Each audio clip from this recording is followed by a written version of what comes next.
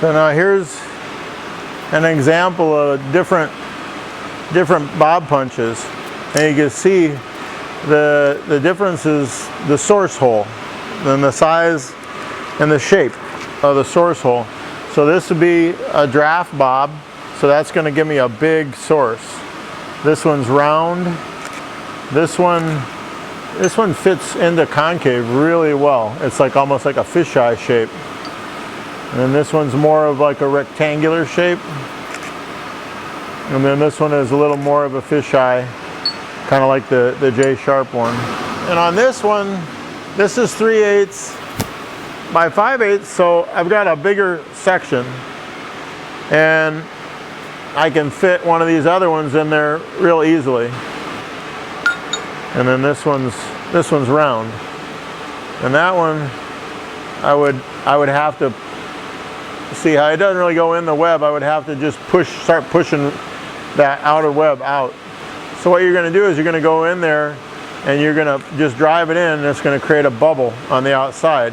So you drive that in a couple times, create the bubble, and then you turn it and then you push on it, and you're creating a bubble that comes out the back side to create your source. So that's what you'll build your clip out of. And then you don't need a clipping hammer, you just use your rounding hammer. I like this rounding hammer because it's got a real round radius for pulling it down, drawing it out.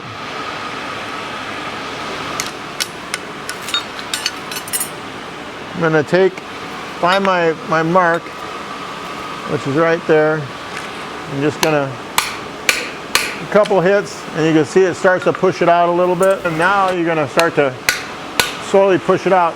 You can go over the edge, you can go over the corner of the hardy hole, and I just start to turn it like that and push it out that way. Now once I've got that,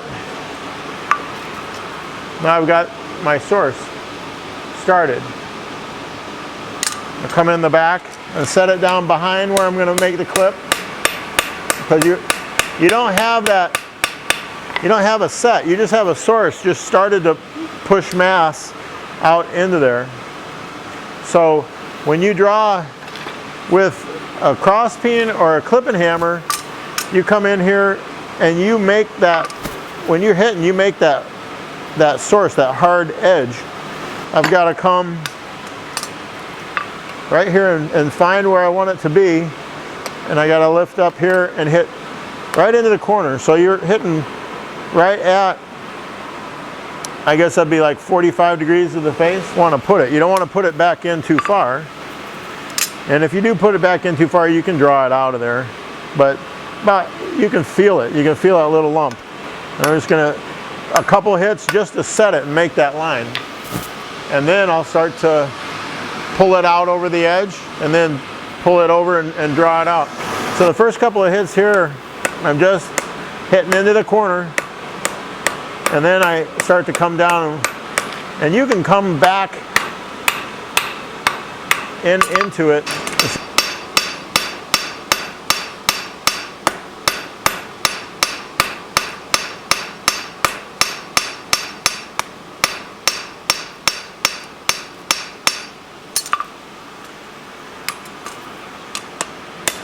Big difference. I can get a whole lot more out of that than I can that little stock.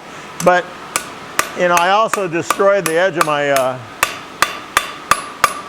stock. I just ripped that whole thing out. So I took all that stock out right there.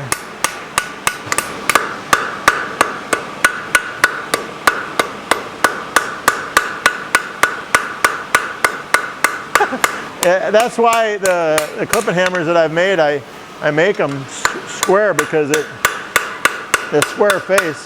Because it's really easy to draw with. One I sold it at the Michigan auction, Scott Lampert bought it. He's like, oh, that is the best clipping hammer I've ever, yeah, because it's just really easy to use. And that's a Mark Hemmer hammer right there. That's one that he made. And he's where I went to do the clinics, to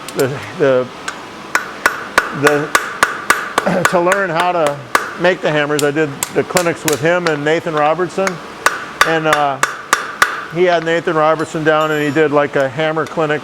That's you know, there's some whack and tack mentality. A lot of guys just want to make a living, and they don't really want to learn how to make tools or how to make shoes. You know, they want to be a farrier and they don't want to be a blacksmith.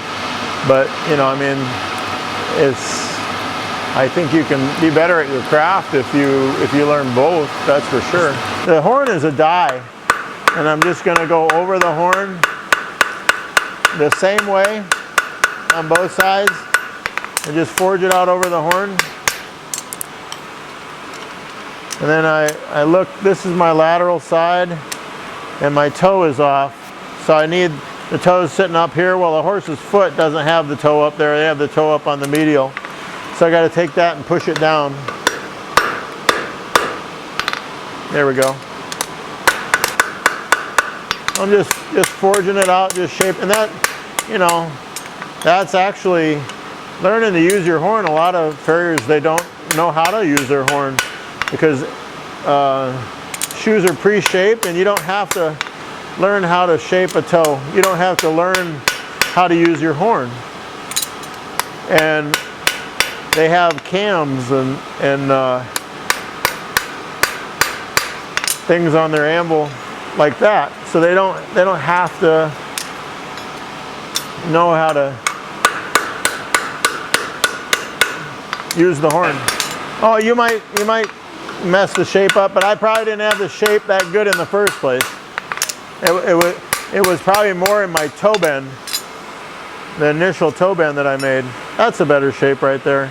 So you try to figure out the steps it takes to how to fix those things, you know. And that's learning how to use your horn. You can you know, shape things around on a stall jack or turning cams, and you're not forging, you're just bending, and it doesn't, the lines aren't as smooth.